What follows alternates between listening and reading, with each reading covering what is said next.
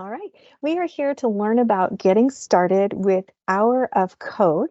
It is officially CS Ed Week, so we're looking at how can we incorporate computer science in our classes and maybe learn a little bit ourselves along the way.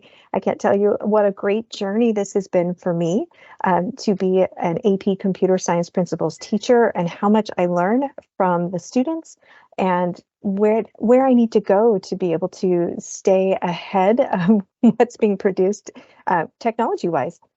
You can have access to this slide deck using the short link on the slide, bit.ly/CUSD-HOC23.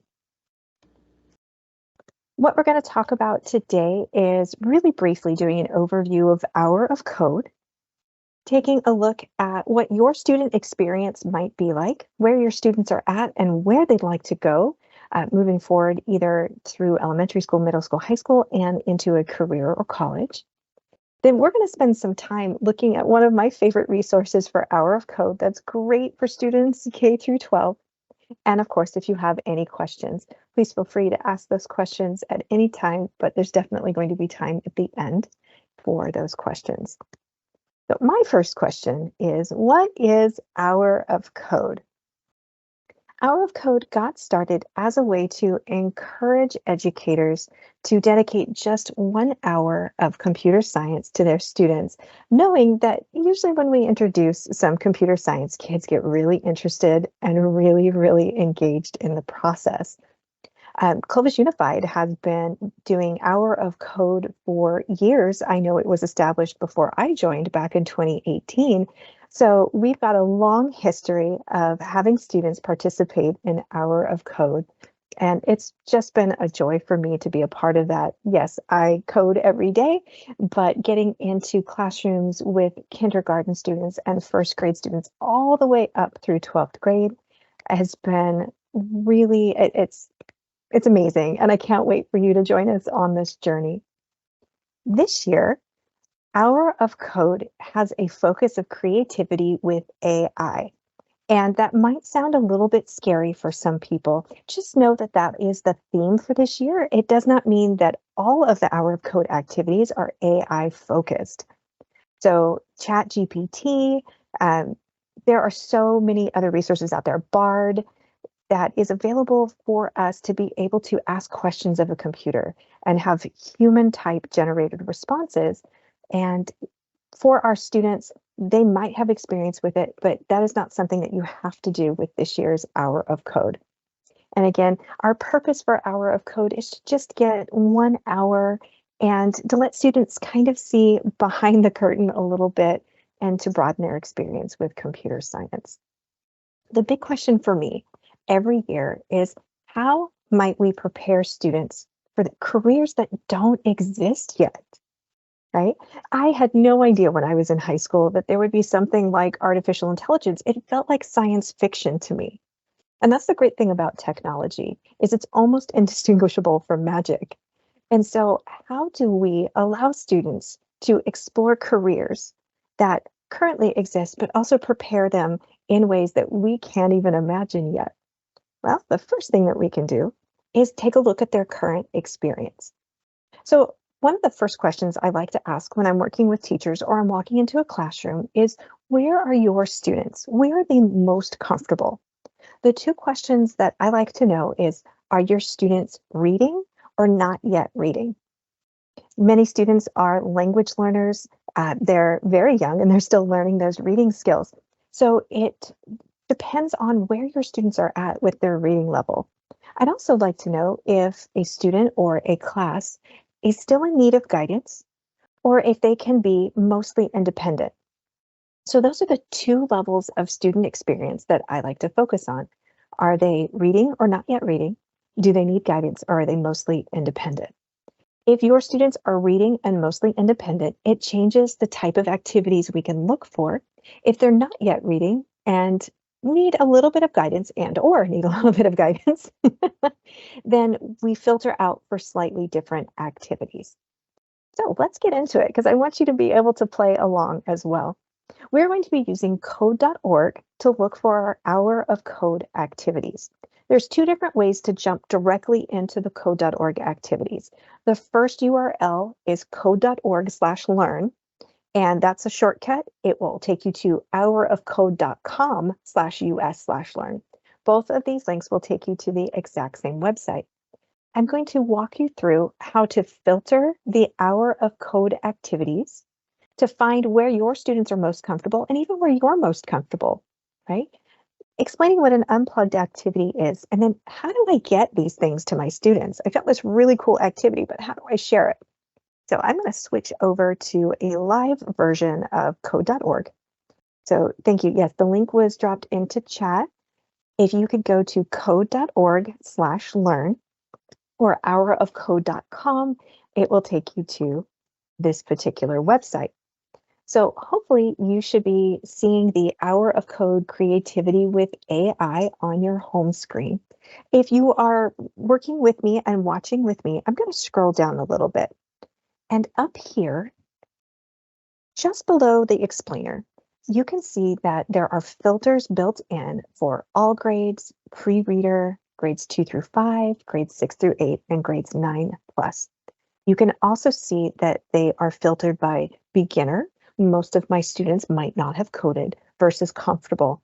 I will tell you that even in my AP class, I very rarely go towards the comfortable activities. Students are still learning, and it's a joy to be able to watch them complete an activity in under an hour because they go, I know that concept. So most of the time, I'm in this beginner filter section, and then I vacillate between grades 2 through 5 and grades 6 through 8. With my AP class, I will typically use a grades 9 plus because they have a little bit more experience using JavaScript. There are also other features. You can look directly for a vendor, directly for a concept over here on the left under search. You can sort by recommended or popular. You can sort by someone who created it. For example, you can look for Tinker, you can look for code.org. And then the type of technology you have available for your students. Is there a specific topic that you'd like to cover? For example, I'm a science teacher. I want to see what Hour of Code activities are available for science. Do you remember how I asked if your students were a little bit more independent or if they needed guidance? If your students can be very independent, there are self-led tutorials. There's so many ways that code.org gives us opportunities to allow our students to have Hour of Code. So you can see we can keep scrolling. We can sort by length or by accessibility, which is fantastic for our students that need additional support. And then by language, we mean computer science language, coding language. If your students are just starting out, I highly recommend Blocks. It's a very visual way with low text amount for students to be able to engage with computer science. So this is one of my favorite checkboxes.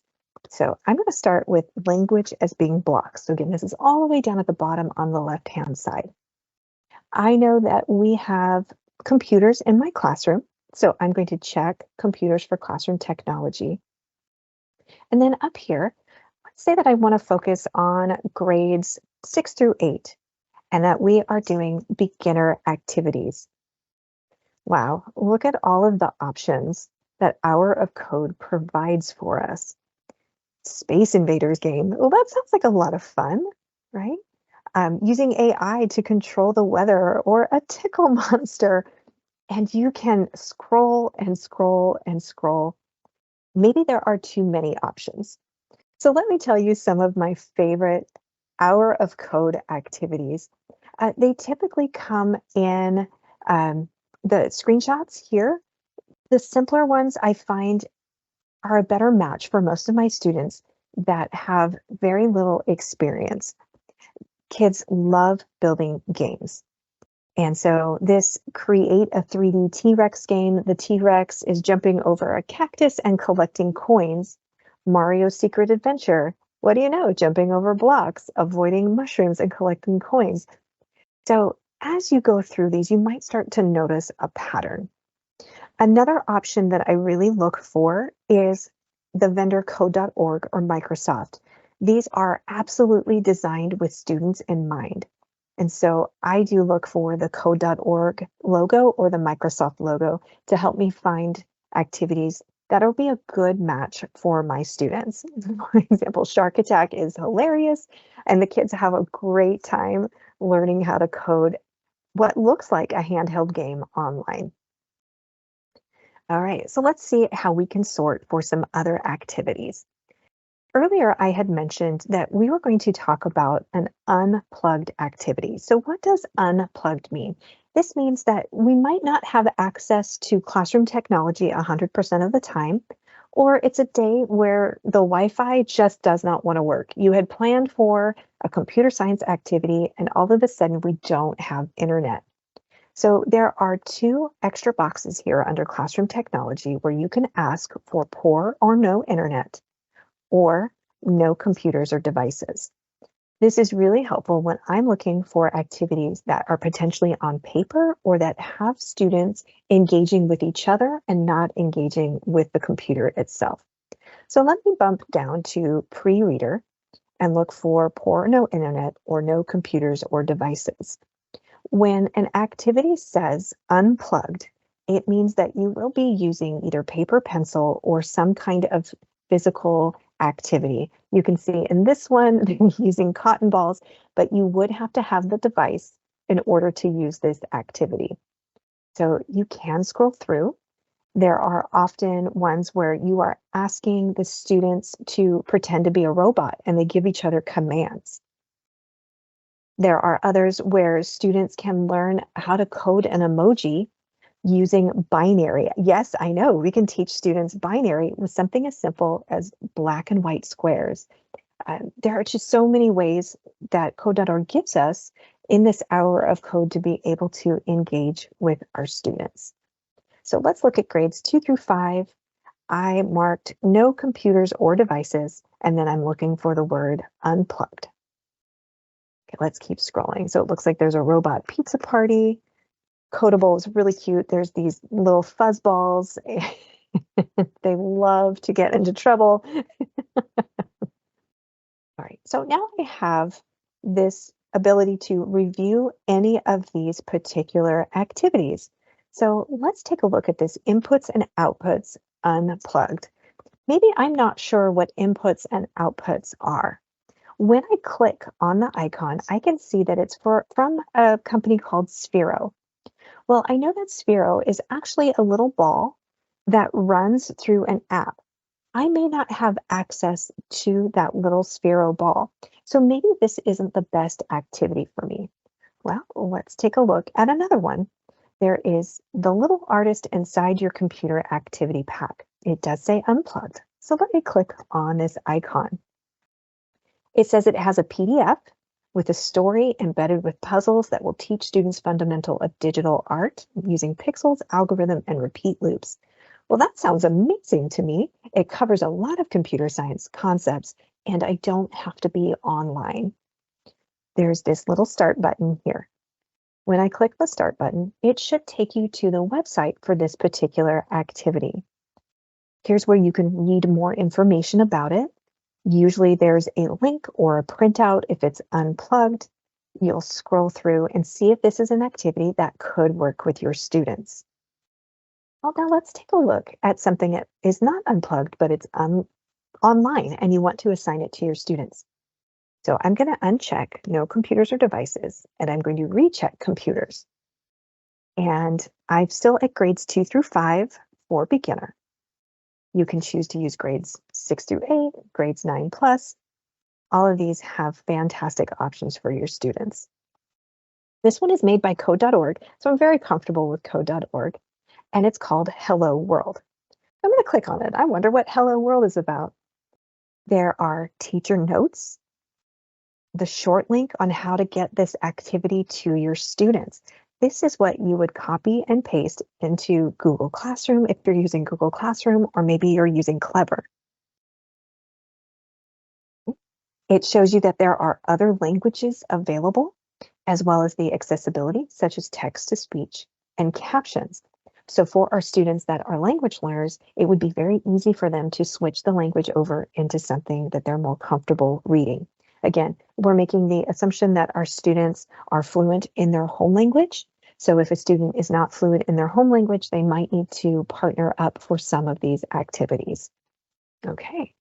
You can either click on the start button or on the short link. I'm going to go ahead and click on the start button so we can take a look at this activity. Hello World gives students options, which is amazing. Are they interested in space? Are they interested in soccer or food or emojis? So there is differentiation already happening with this particular activity. What I recommend is going through the activity yourself. See where students might get stuck. You might get stuck, and that's where you email me, you email Sherry. Yes, I'm volunteering, Sherry. Or your local friendly tech coach, and they can guide you through it if you are feeling stuck. But let's go ahead and pick the soccer theme. And it opens up a code.org activity. There are often videos to help guide students. There are explainer instructions. And the reason why I really like code.org is up here at the top is immersive reader.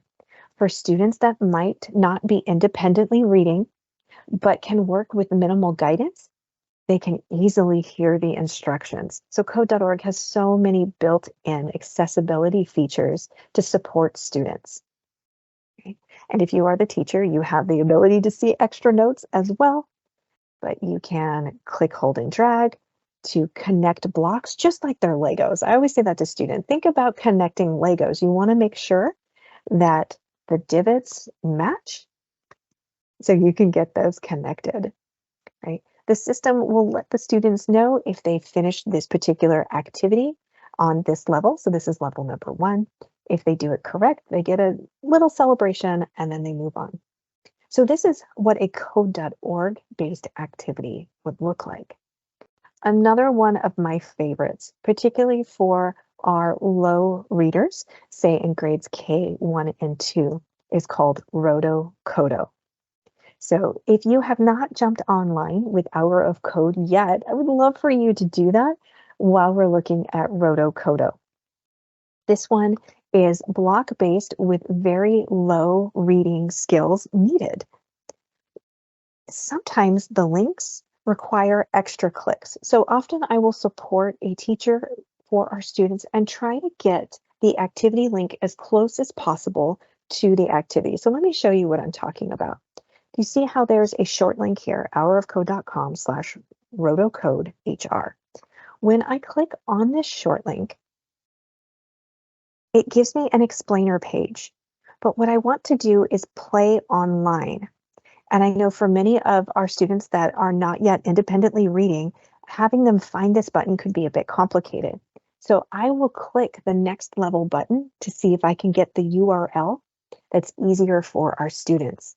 So in this case with Rotokodo, I would actually provide this URL at the top for teachers.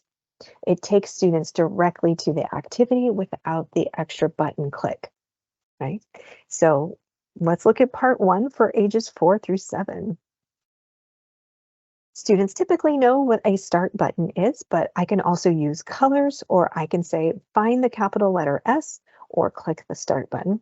So Rotokodo makes it very easy for our students to be independent, even without being able to read independently. Okay, so let's go. There is a video which I do share whole class, and I ask students to click the skip button so we're not hearing 30 of the same video at once. There's this adorable little cat, and the cat needs to get to the finish line. There are footsteps that I can click on. And so students have to count the number of times the cat needs to walk forward in order to get to the finish line. They can test their code. They'll click play and nothing happens. So then we ask the question, what should we do? Well, it looks like we might need to help the cat move forward a few more times. So how many squares does our friend need to move forward? I'm going to count the squares. Our cat needs to walk 1, 2, 3, 4. Well, I seem to only have 3 footsteps. So here we go. It's just been so much fun to hear students cheering that they were successful. The system is very proactive with celebrating a win, and they know that they can click this over arrow. And so we get a chance to scaffold and repeat many of the same concepts with Roto Kodo. So if your students are a little bit older and maybe they don't find appeal moving a cat to the finish line, there are lots of other options for our older students, particularly using code.org or any of the other activities inside Hour of Code. With the last 5 minutes, I'd love to be able to answer any questions that you have. And let's see here. So Dottie asked asked a question about, she had a sixth grader who's stating that beginning and intermediate coding is too simple. I popped a couple things in there like Microsoft Make Code and the Khan Academy, like beginning computer science stuff. I don't know if you have any additional Ideas. items for her. Yeah, ideas for her. Has this student gone through every level of the comfortable grade 9 Hour of Code activities? Because what I will do is Hour of Code is supported by code.org. Code.org has 20-hour modules. So let me see if I can share my screen and I will show you where to find those Hour of Code modules. So if I go into, oh, hello, code.org. So you're going to see my teacher screen in the background. There is a course catalog up here at the top when you sign in as a teacher. So in that course catalog, I look for kind of isolated curriculum that doesn't necessarily require a teacher to support lesson by lesson by lesson. So the AI and machine learning, or AI for Oceans, have just a few lessons, but it helps students kind of continue with their computer science journey. This one, Accelerated Intro into CS, amazing set of activities. I've actually assigned that for a few of my students as additional support in the background. Like if they're struggling for something, I'll let them pop into a lesson or two. This one is great for art and design. So this would be where I would start to see if there was a way to support that student in an independent manner that has connected concepts. Hour of Code is sometimes a one and done, and then you don't get to continue to build your design. But in here, this one can be pretty intense. Choose your team and make a basketball game. There's just a lot of fun things in here. But yeah, this is where I'd start. I also have looked at the curriculum for a program called Code High School.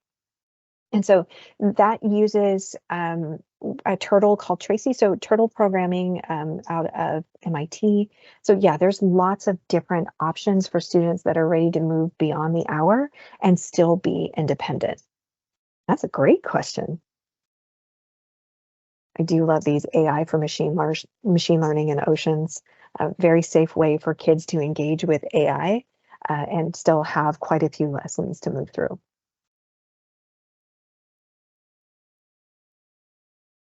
And Dottie's also asking, what's the best way to share the lessons with first grade? Maybe find something and put the link in Clever, or Yes. would you recommend that they go through and find whatever they want to do? I typically don't suggest or recommend letting first graders free flow through Hour of Code. I definitely talk with the teacher, find out what their interest is. That particular class has an interest, and that's where Rotocodo has been such a win, or codables. And those are the little fuzzballs, right? Students will find activities that are beyond their abilities and they get very frustrated. And so all of a sudden we no longer have an interest in computer science. And so I worry about that because I want to grow kids that are really interested in computer science. So I will recommend usually 2 or 3 activities and let the teacher select. And that's been really, really successful. And so we find very specific links to give to students either in Clever or Google Classroom. Great question. So Rotocodo, codables, and depending on the level of the class comfort, maybe they're a second grade class and they've done Hour of Code for 2 years. You could look at the code.org activities for Hello World. we've had a good time with that. We've also the Star Wars ones out of code.org and the Minecraft ones out of code.org. Lots and lots of success. The kids just have a great time with them. I love all the cheering that happens.